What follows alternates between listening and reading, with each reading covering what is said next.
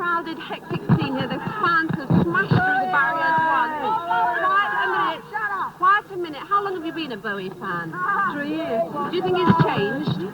Yeah, he has changed, but he gets better every time he changes. Are you going to see him this week? Yeah, he's got 5 tickets. What do you think's so good about Bowie then? Everything. He's so original. All right, well, there's some boys here as well as the girls. Why do you like Bowie? Because of his music. He's got different styles for every day of the week. How long have you been a Bowie fan? Since I was 11 years old. Now, why do you like him? He's brilliant. There's nothing else like him. How long have you been waiting here today? Since about 12 o'clock this morning. Now, you're hemmed up against the iron door. You're not finding it all rather uncomfortable? Yeah, but it's worth it. He's the only one. Are you going to the concert this week? Yes, tomorrow. How much did you pay for the ticket? $2.75. I've got 6 tickets every night, £22.50. I'm going every night, and he's number 1, baby. He's just great. Too much, man. 6 tickets every night I'm going. Well, as you've heard, it's very hectic, rather wild here. How long have you been waiting? Since about half 12. Now, everybody says Bowie is very different. Why do you think he is? Well, I mean, he's got this image which one can associate with, and he's great. How long have you been waiting? So the same time since 12:30. Do you think he'll be very nervous returning to London? I don't know really. I mean, he's been away so long. I don't know. I hope he's looking forward to it. See all his fans here. Do you have a favourite Bowie track? Wild as the wind at the minute. That's off the Station to Station. Yeah. Now, what do you think's good about TVC 15? I don't know. I just love it. I love it. I think it's a great track. I can listen to it over and over again. It's great. Do you think Bowie will go on and on and on? Forever. It'll go on a hell of a long time. Yeah, I don't know if it'll go on forever. Did you like his movie? I haven't seen it yet because I haven't got any money. Now, are you going to behave yourself when the train comes in, or are you all going to scream? I'm trying to stop the squash here. We'll all be dead. I hope not. Maggie, just one message. This is to all capital listeners. I just wish they could be here to see what reception he's getting. Well, he's getting a fabulous reception. How many people do you think are here today? Over 1,000 summons. We are all capital listeners. I listen to it all the time. Okay, well, let's be very patient. Let's hear the cheer that you're going to do when that train arrives. Okay. I was walking down the high street when I heard footsteps behind me, and there was a little old man, scarlet and grey, shuffling away. Well, he trotted back to my house, and he sat beside the telly with his tiny hands on his tummy, chuckling away, laughing all day. Poetry boy to the gnome of it. And David Bowie really can afford to chuckle these days. As everyone is keyed up for David's return to London this afternoon, we thought we'd have 15 or 20 minutes of Bowie nostalgia on Hullabaloo. Record-wise, memory-wise, and those facts and figures in case you really have forgotten David's biography. He's the son of a children's home publicist and was known in the early days as Davy Jones. He was a tough South London local lad, and at 16, a single punch nearly cost him his left eye. David was a student at the Bromley Technical High School and dropped in, and dropped out apparently, of commercial art design. He changed his name from Jones to Bowie, and as they say in the trade, a star was born. He joined the Lindsay Kemp Mime Troupe, and the rest really is history.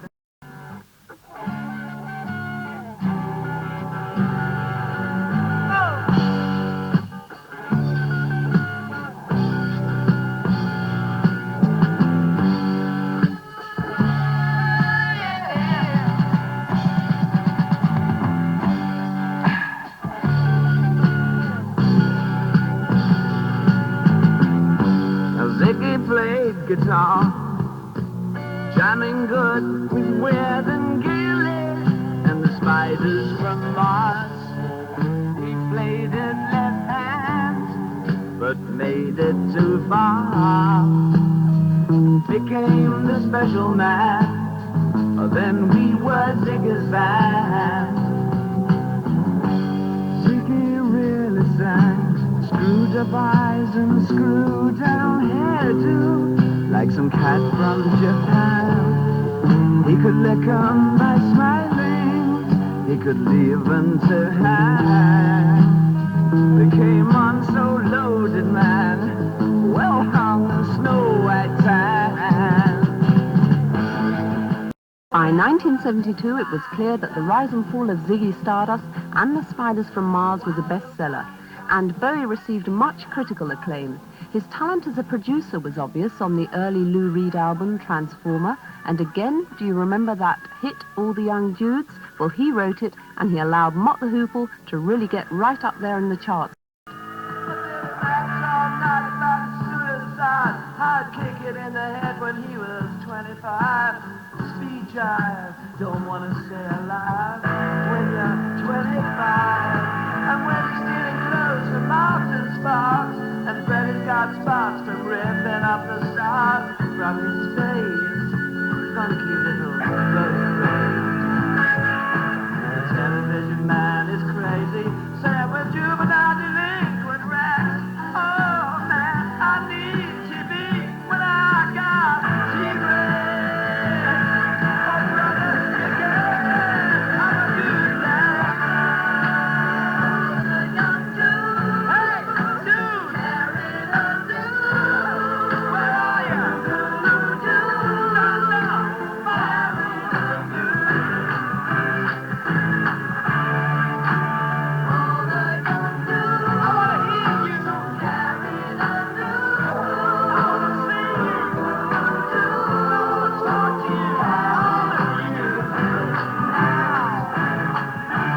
All the Young Dudes there by Mott. Now, Space Oddity and The Man Who Sold the World was a favourite with fans and still is. It shows the autobiographical nature of David's character, and indeed Hunky Dory album was quite prophetic. Do you remember this time?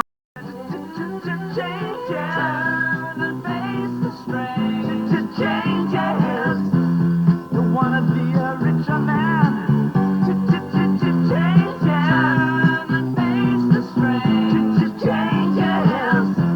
It's gonna have to be a different man. Time may change me, but I can't trace time.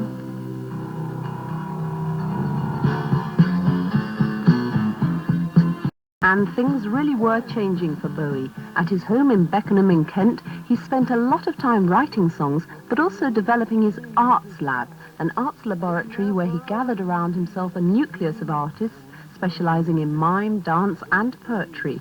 One of the fruits of this time was Space Oddity. It was originally recorded in 1969, and it was reissued last year. It went right up that Capitol countdown and was a number one.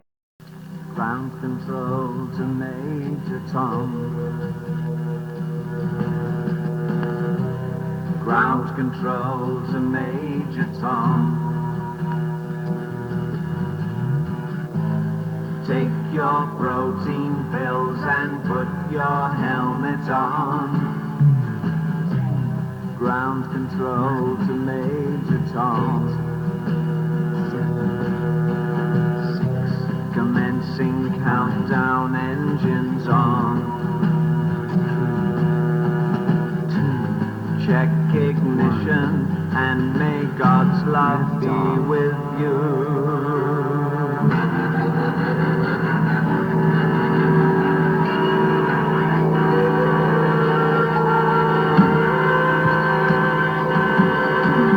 This is ground control to Major Tom. You really made the grade, and the papers want to know whose shirt you wear. Now it's time to leave the capsule if you dare. This is Major Tom to ground control. I'm stepping through the door, and I'm floating in a most peculiar way, and the stars look better.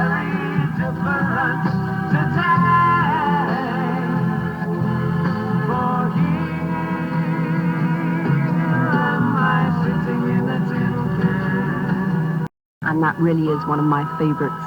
By 1973, Bowie's status was sky high. His collection of popular rock tunes from the 60s was a great success with everyone. Great party music. It's very good, it was packaged beautifully, and he presented it to us in the form of an album called, of course, Pin Up.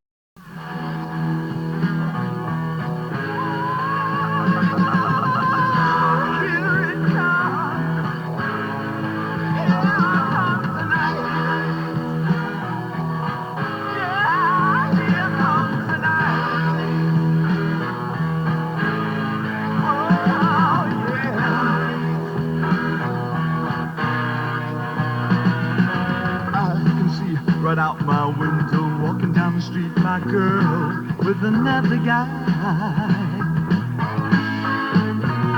Those arms around her like it used to be with me. Oh, it makes me want to die. Yeah, here it comes. Here comes the night.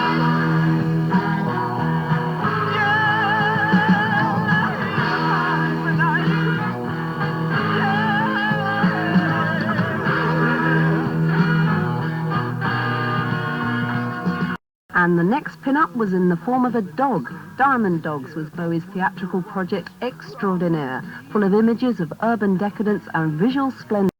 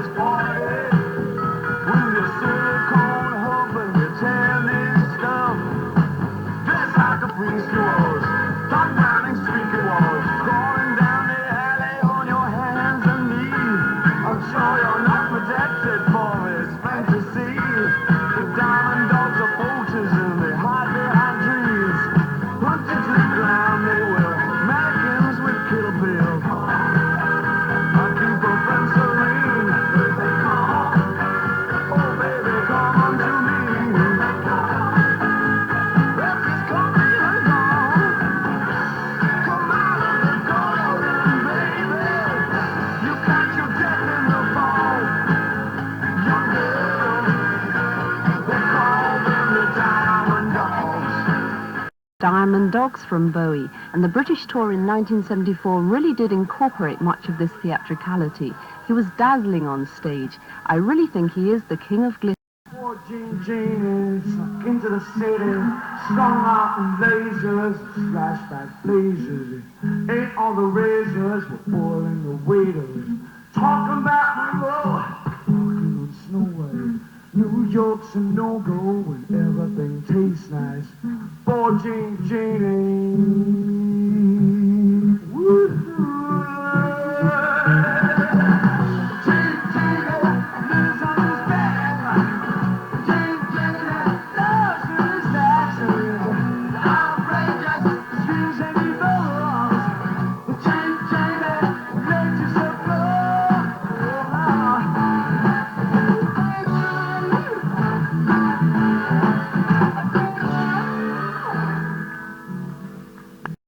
Genie from David's live album recorded at the Philadelphia Tower Theatre. No doubt he'll be singing that one next week at Wembley. Well, I said earlier that I thought he was the king of glitter, but we read that his image is changing. He's no longer wearing that glittering jacket. He's meant to be wearing a white dress shirt. I spoke to him earlier on. Is this really the case? No, it just looks like a dress.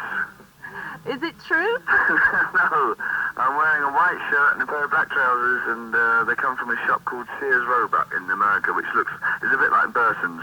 Well, dress or not, we'll have to wait and see next week.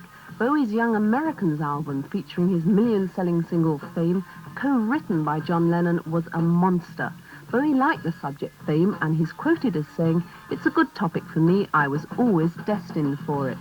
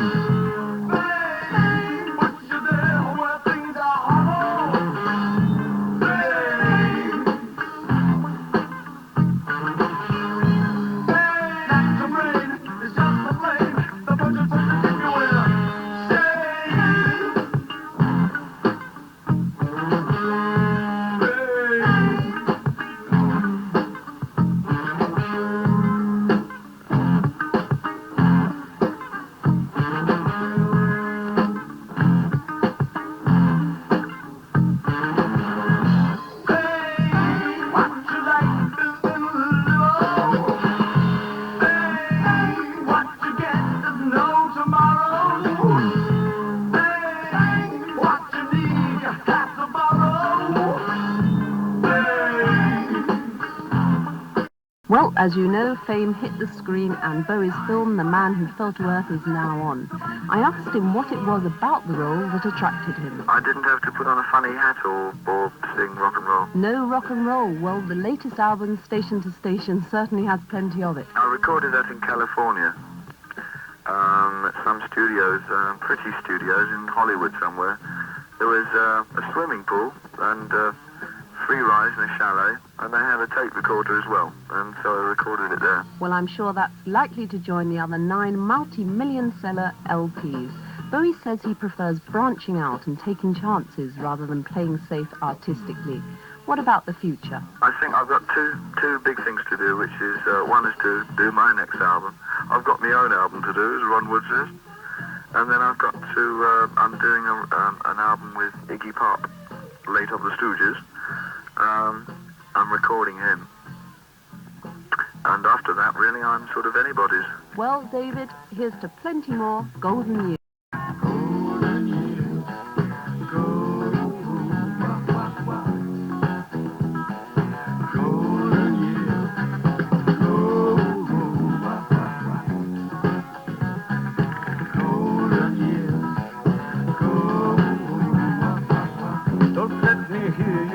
Lights taking you nowhere.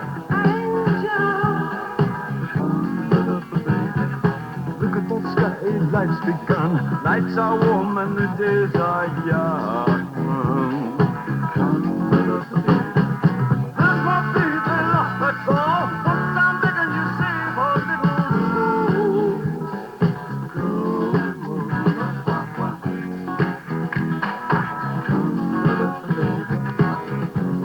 they love you, opening doors and pulling some strings. Angel, then walk luck and you looked in time. Never look back, walk tall, act fine. How sick will you baby for 1,000 years? Who's going to put you in these golden years?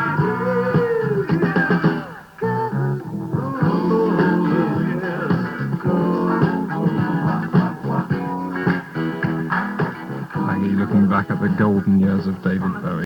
Hullabaloo, you've been very, very patient. At long last, David's train has arrived. Did you have a smashing journey? I'm tired and haven't eaten, and yes. Where have you been? You've been all over the world as far as we can see. Yes, I left out India. That's about it, really. Turkey, a few sort of oriental things. Did you like Russia? Yes, it's no penge, but it's it's quite good. It's quite fun. I wouldn't stay there for long. 8 hours. Well, I'm going to whet your appetite. The fans out there are going mad. They've got a marvellous welcome home. They think possibly you've changed. They don't know if you're the same, David. Do you think you have? Changed this morning. Yeah, I smell sweet. Yeah. What did you miss about London when you were touring? That's it, really. London. I wouldn't, having grown up here, I couldn't take a bit out and say, I miss that. Miss the toilet paper.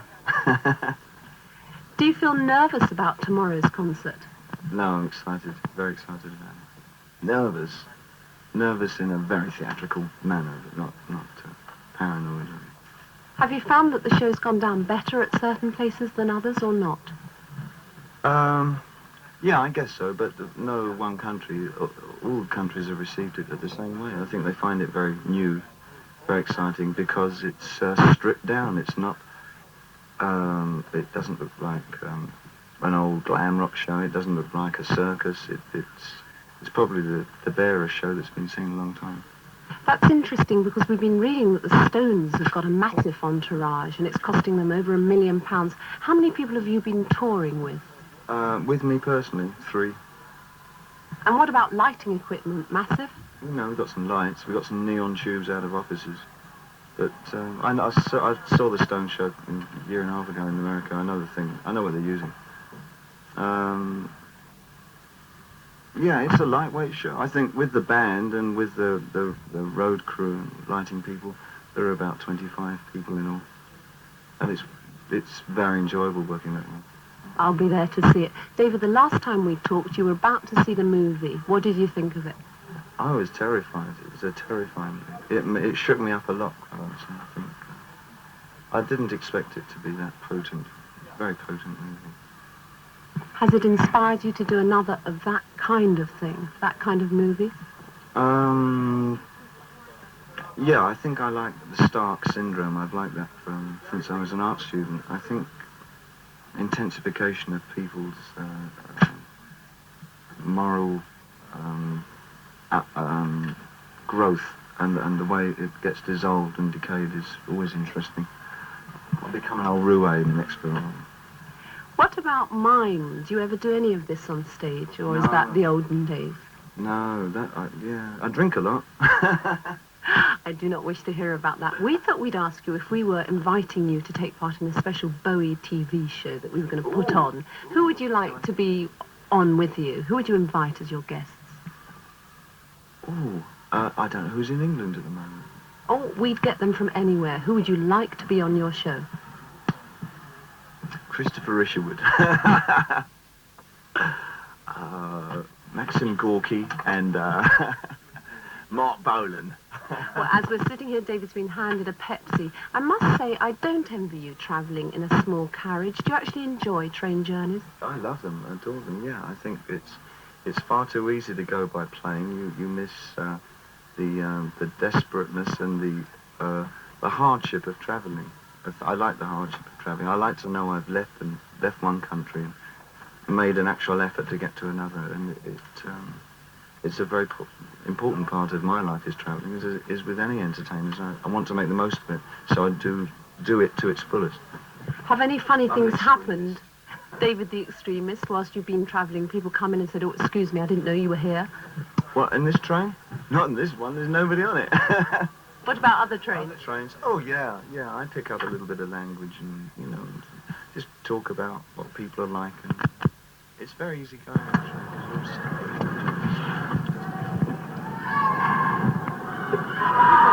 With station to station. Were you pleased with this? I'm sorry?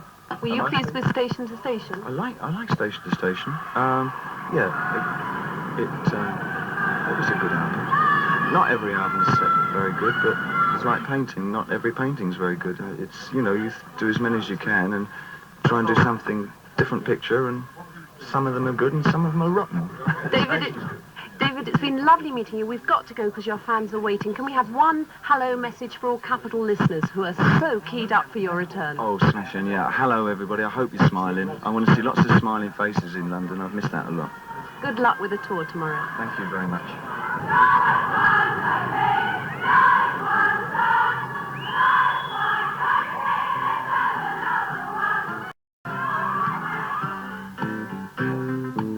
Nice one indeed, David. Nice one, Maggie, for fighting through them all and getting there and getting the interview. An exclusive on Hullabaloo. One thing I must point out, lots of people standing around outside the Euston Tower here waiting to meet him. He's not coming here, but instead I'll play this one for all of you and, of course, for the man himself.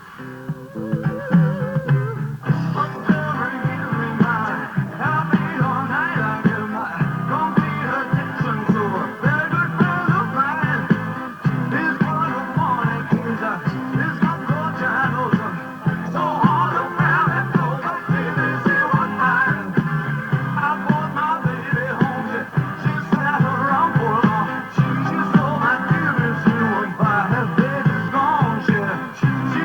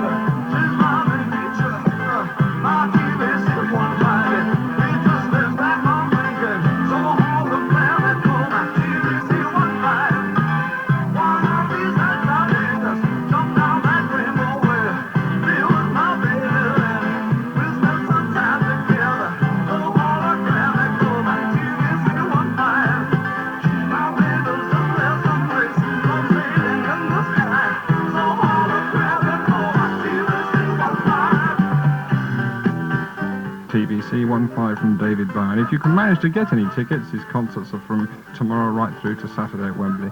Good luck, David. All the very best. Don't forget, people waiting outside Capitol. He's not coming here. Sorry, folks. Wish we could bring him, but he's gone off to his hotel or wherever he's staying out. Good evening, you're listening to Capitol on this Thursday night. I'm Nicky, and it's Your Mother Wouldn't Like This. I'm very pleased to say that sitting opposite me is David Bowie. Welcome to Capitol. Hello. It's been a long time, actually, since we met. As I say at the beginning of the programme, I think the last time we met was about 5 years ago. Yeah, I've got to practice my radio voice. That's right. Radio, welcome. What I'd like to do is, I've got a whole bunch that I would like to ask you. But also, I know that a lot of people out there would like to ask you a few questions. So let's try and take a few telephone calls a little later on. Okay, fine. So if you've got a question, I mean, not a bunch, but, not like what colour socks he wears, but if you've got a question for David, please give us a ring. 1255. This is the album version of the single that's currently number 3 in the headline. Oh, it's good, that, isn't it? This is here.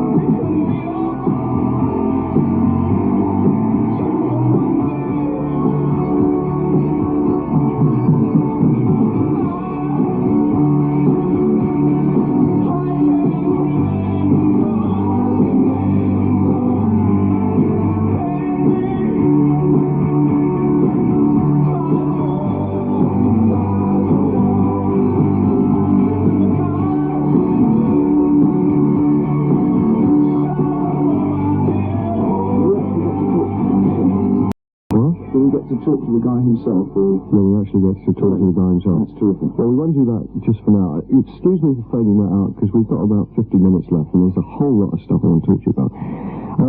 First off, no one can really accuse you of being predictable in your music. Change has always been part of your music. It always seems to be part of your growth. Well, it's the basis upon which I work, really. Transience is the word, the name of the game.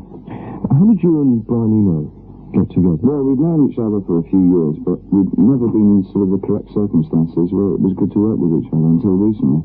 So I just got back to Europe after having been in America for some considerable time. And we both had, Brian has had for a long time, somewhat different ideas on what the function of music is. And my view has also been sort of slightly off the wall. And we both arrived at somewhat of a similar conclusion, and we decided that it would be a good thing to collaborate on some of our ideas of methods and processes of writing music. Is this going to be a regular sort of feature? Only as long as it's good, of course. Only as long as the musical relationship holds up. I think our personal relationship is pretty strong. I mean, we spend most of our time sort of rolling about the floor laughing. It's not at all arsey.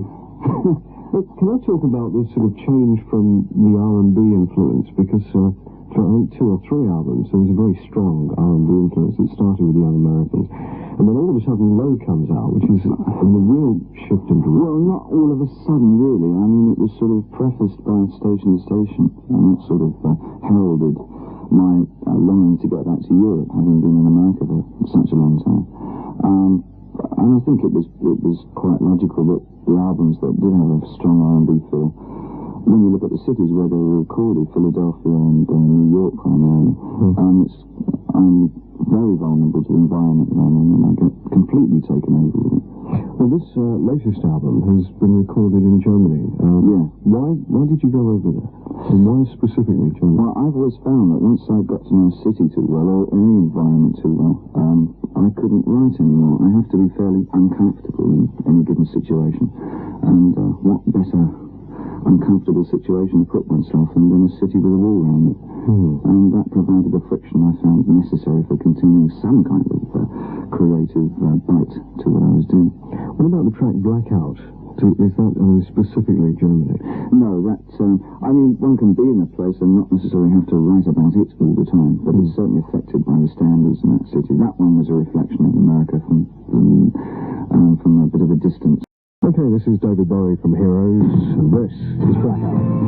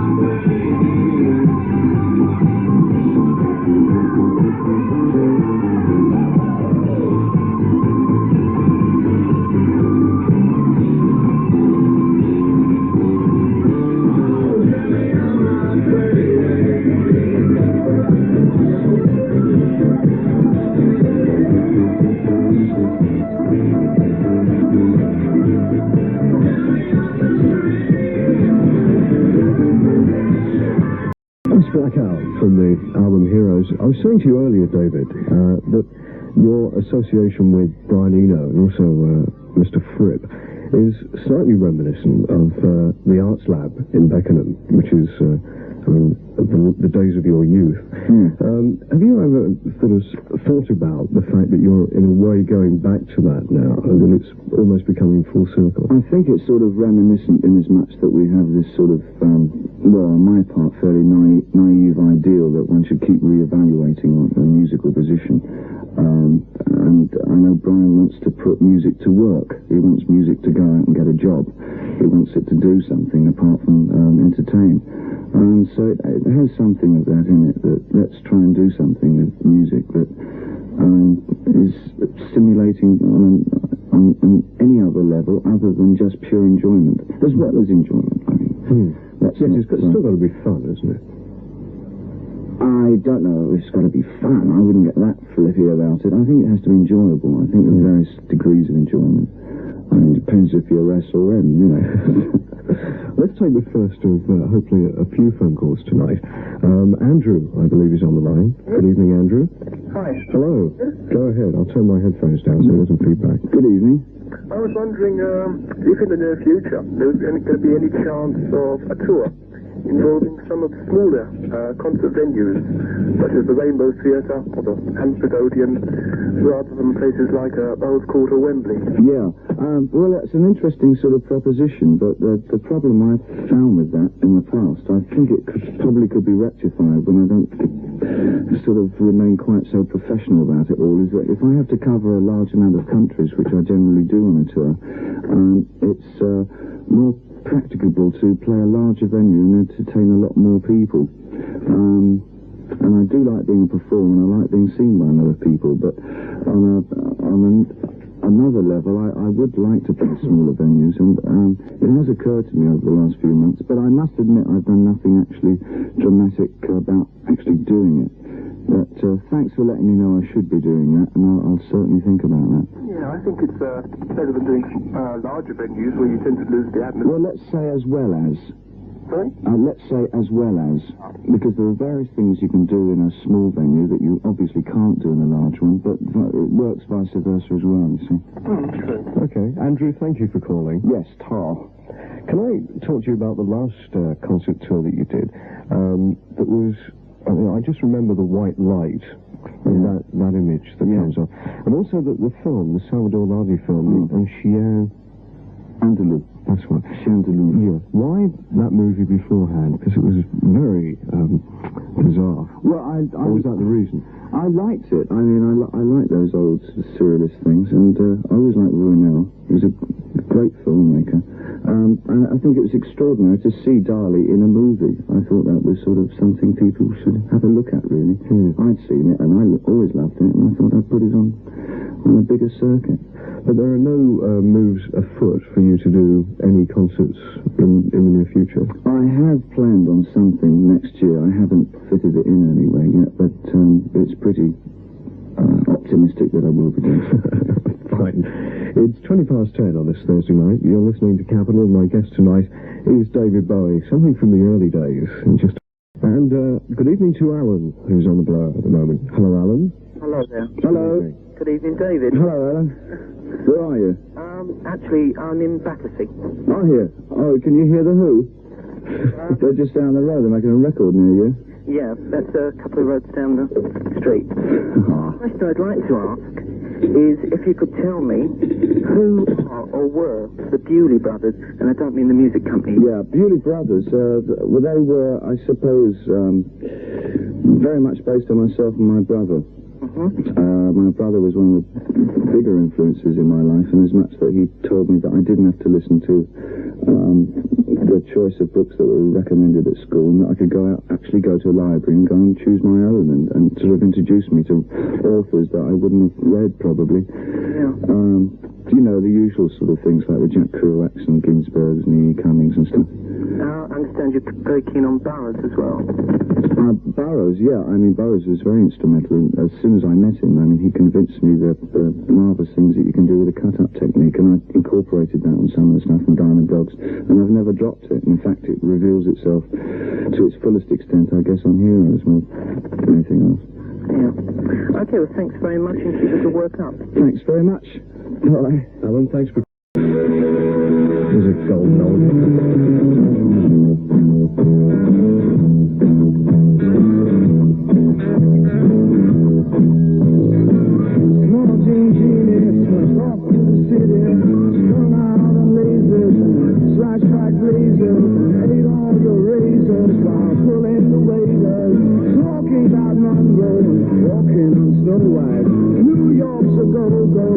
Everything tastes nice. Poor little greenie.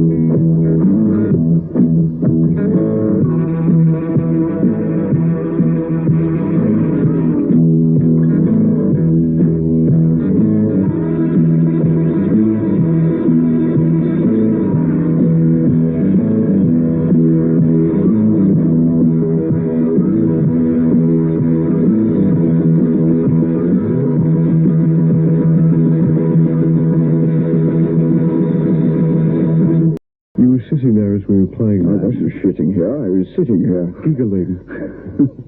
When was the last time you heard that? That was it, I think. I can't remember. Last time I did it on stage, I guess. The actual single. How does a long time ago? How does it sort of strike you listening back to it in the headphones now? What are your immediate thoughts on it?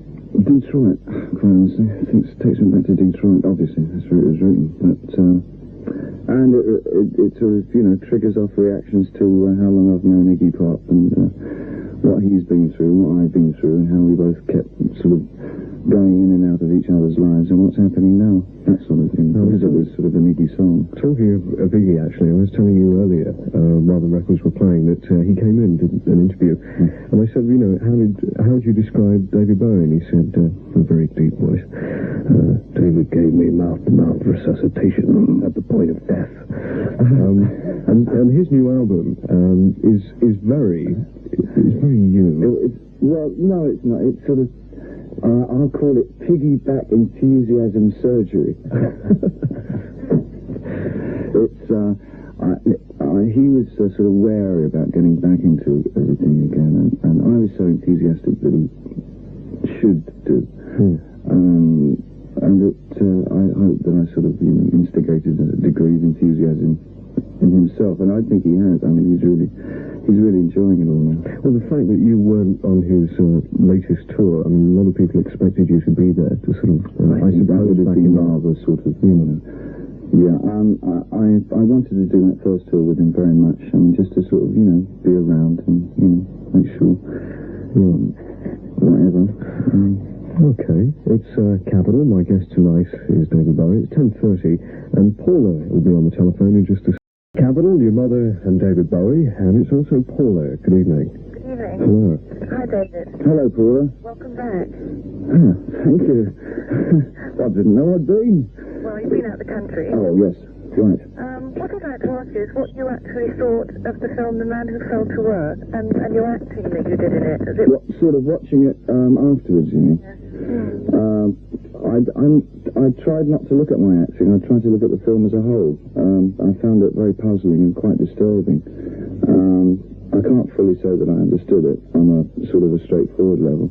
It was very emotive. I got a lot from it.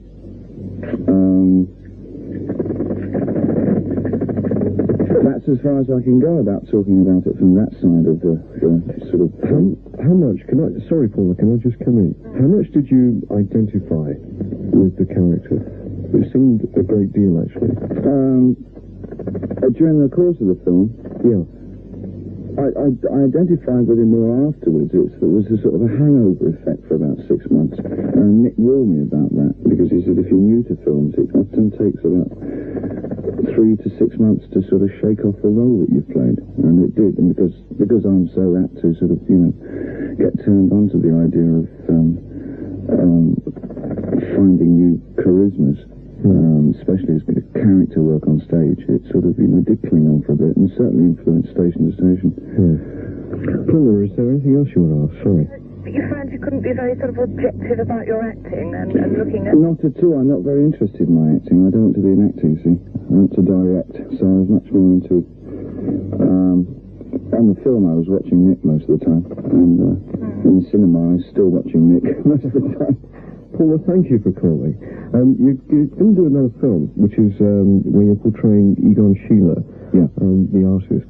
Can you tell me how that came together? Yes, it was brought to my attention by Clive Donner, director, who wants to do it with me next year. In, I presume, Vienna and Paris it would be based. And I immediately related to the role, merely because, well, firstly, he was a painter, and I was a painter, and he was an expressionist painter, and he was one of the best, and I was an expressionist painter, one of the worst. And so I thought, well, if I couldn't be a good painter in real life, I'll be a good painter on the screen. So I thought I'd do that, and also I went to work with Clive Donner. I'm not actually a sort of doyen of artists and painters, I must admit, but Maggie Norden did at university, and she said this afternoon that Egon Schiele, his work, is very sexual, and some of his style is very Bowie-esque. The sort of style of the... It certainly has... the extremities are exaggerated. The hands are always very large, and the knuckles large. His style is very Bowie-esque. The sort of style of the... It certainly has... the extremities are exaggerated. The hands are always very large, and the knuckles larger than they should be. Everything's brought slightly out of perspective, and there's an incredible stylisation, similar to Gustav Klimt, because of course he was a pupil of Klimt, so that was bound to rear its head. And they're mainly portraits that he did, and of the most bizarre fashion. Fine. Let's go play some music, because I had this...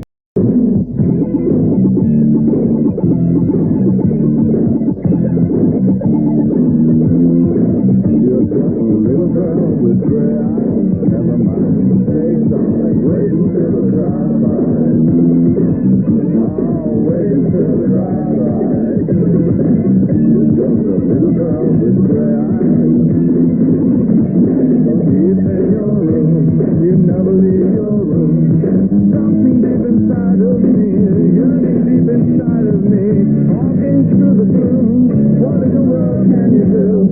What in the world can you do? I'm in the mood for your love, for your love, for your love, for your love.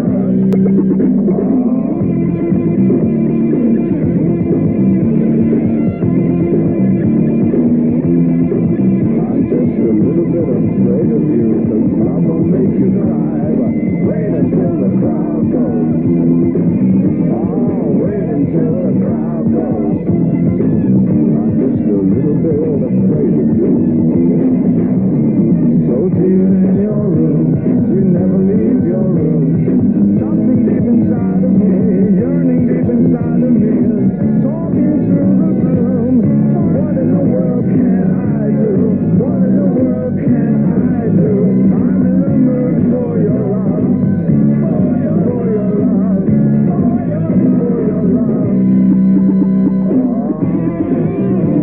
you gonna say? What you gonna do? What you gonna be? The real me, under the cool, under the cool, under my name. What you gonna say? The real me, the real me.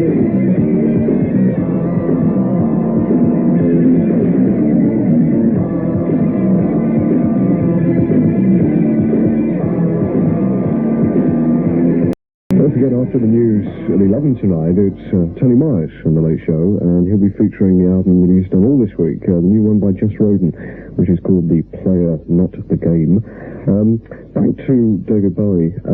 One question that I've been dying to ask you is something that really hit the headlines the last time you came in, was this quote of yours where I believe that you said, please correct me if I'm wrong, Britain is now ready for a fascist government, and it was all blown up out of proportion. Would you like to clear the air on that one? Yeah, sure. As a political creature, I don't exist. I'm totally apolitical, and the most political act I ever did was not buy a house. But it really went no further than that. I think that was sort of one of my many trite theatrical observations on first spontaneous impact with a new situation. In this case, it was coming back to England.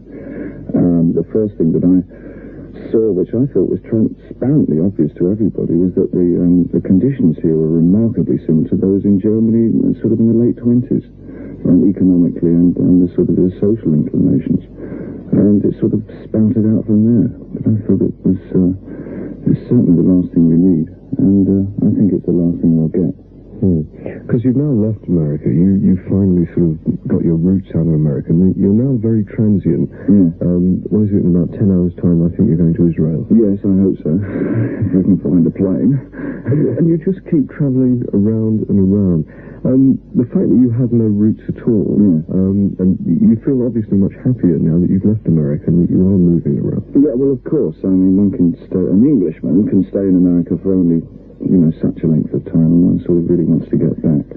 And I decided to get back to Europe as fast as possible.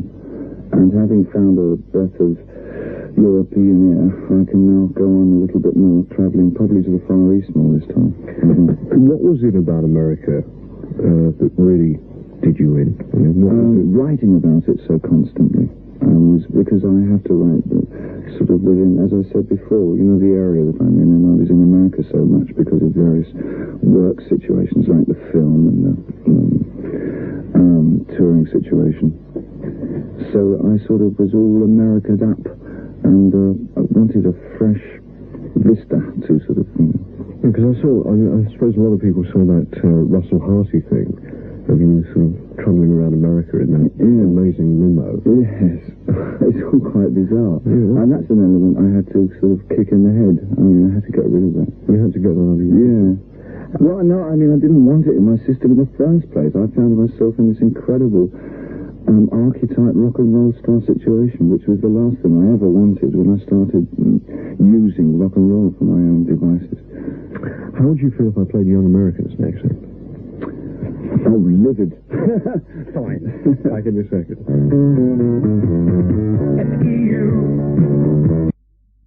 Jonathan is on the line. Good evening, Jonathan. Hello, Jonathan. Are you there? I am indeed. Oh, great. Hi, Jonathan. Okay. Go ahead. Good evening, David. Good evening, Jonathan.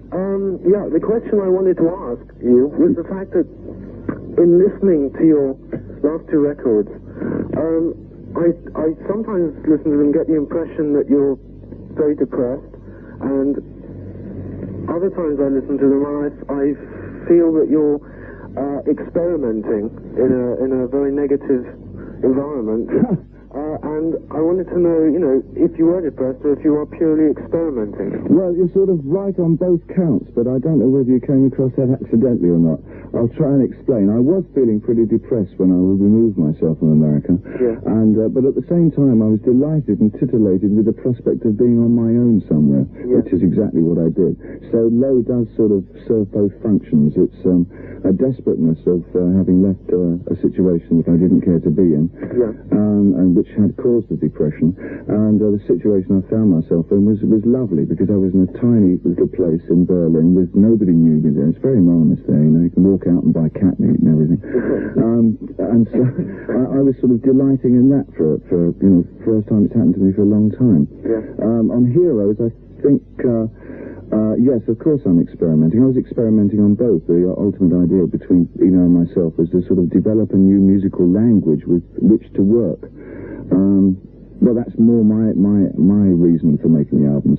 With Eno, it's a question of he'll experiment with everything he does, not for any particular goal.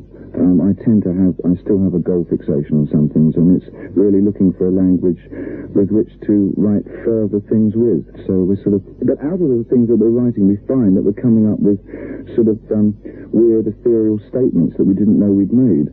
I mean, I can't understand either of the albums, but I love them because I get information off them, if you understand what I mean. Yes. That I didn't actually realise we were putting down, and that makes it a very exciting process in itself. Yeah. Yeah, in fact, when you say that you are partly experimenting, is it, if you like, in other words, if it doesn't work, will you continue with it, or will you, you know, if you find that, you know, that you're not getting any further with your experiment? Yes, I understand what you mean. Yeah. But I stick to a thing that I read in a book, which said, if it works, it's out of date. So, but for me, it's working. But I've got past that point now. I find it exhilarating. I think there'll definitely be a third album if I can get everybody together again. And as long as the situation is good, we'll keep working together. Jonathan, thank you for calling. Yes, thank you. Let me play a track from... This is Speed of Life. Thanks again, Jonathan.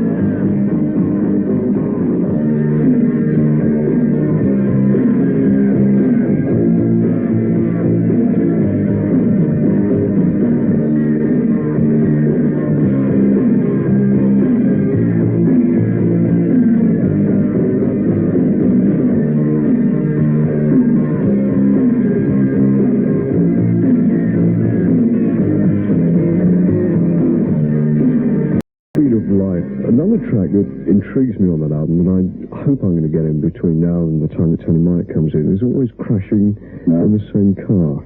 What's the inspiration behind that? Crashing in cars, of course. Just in the American thing again. Yeah, yes, it's sort of, you know, it was a sort of a slightly suicidal sort of feeling that I had, and it just came out like that, really.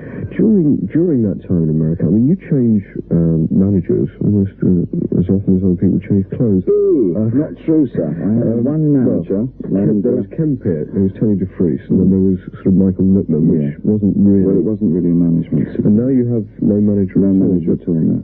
There was a time when you were going through all this sort of aggravation. Did that really reflect on the music, on your sort of musical output, if you like? Yeah, of course that had a lot to do. I couldn't say to what degree it played a part in the music that I was producing, but it got to a point with the Main Man situation where I sort of looked around and found I was alive and well and living in debt, and that was the situation I wanted to finish. I didn't feel I was receiving the ample rewards due to somebody who was putting in a considerable amount of input. And I also realised the unfortunate position that one gets into with the management, where one is protected to an incredible degree from outside influences. But you still are protected, aren't you? I mean, only by my own. Not at all. I only have 3 people working for me. Well, one does get the impression that there is this sort of cocooning around you. I think that's a hangover from the old days. I mean, it's really quite... If I wish to be talked to people and be interviewed and whatever, and see media, I will do. And if I don't wish to, then I stay very private. And I don't like it very much all the time. And it's nice to do it a couple of times a year. But most of the time, I prefer to carry on living like a human being. And that means moving out of the rock and roll circle, which fortunately I haven't really been in for the last couple of years. And moving out of media exposure and whatever. And trying to retain some kind of... sanity, looking at people and societies that are foreign to me. Okay, they're listening to Capital, and your mother wouldn't like it. My guest tonight is David.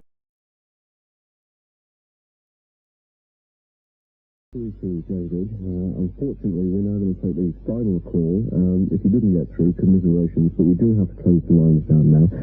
Carolyn, in fact, you're our last caller. Good evening. Oh, hi. Hello, Carolyn. Hi, David. I'd just like to have a really good fan of you, if you like. You're a good fan of mine? Yes. What does that mean? Well, you know... What time do you go to bed? Huh? What time do you go to bed? Yeah, funny. No, see how good you were. Carry on, love, sorry. Yeah, what I want to say was, what famous person did you get a kick out of meeting? Would I get a kick out of meeting? Who did you, or have you, or will you?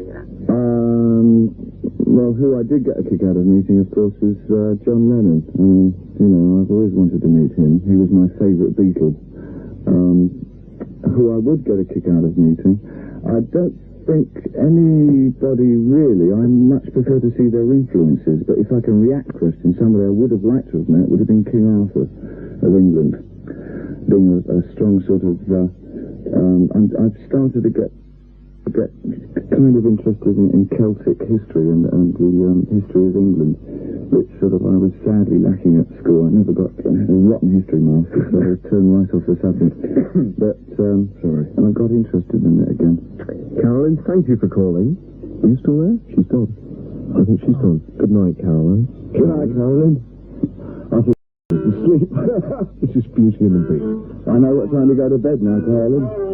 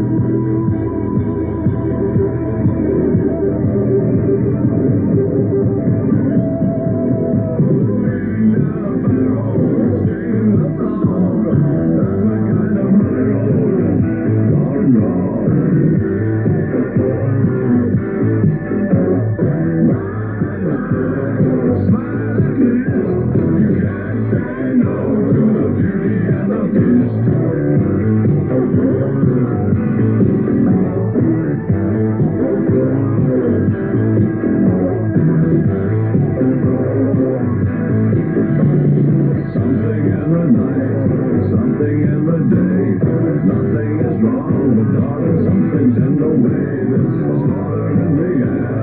Protest on the wind, someone else is sighted. Someone could get skinned.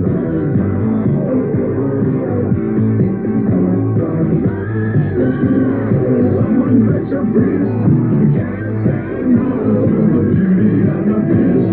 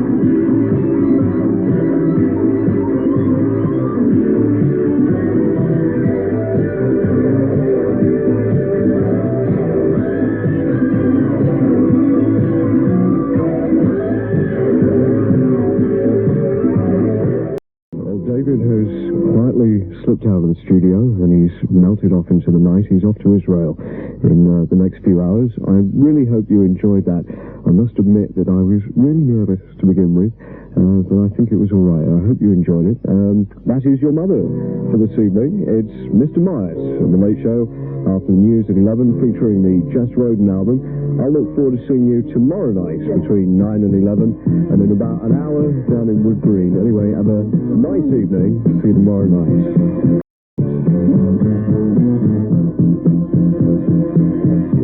Still don't know what I was waiting for, and my time was running wild in dead end streets. Every time I saw her, God it made it seem the taste was not so sweet. So I turned myself to face me, but I've never caught a glimpse how the others will see the faker. I'm much too fast to take that test.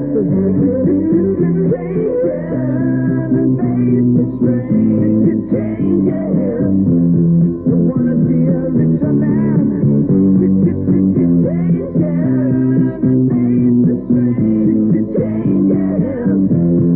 Gonna have to be a different man. Time may change me, but I can't break down.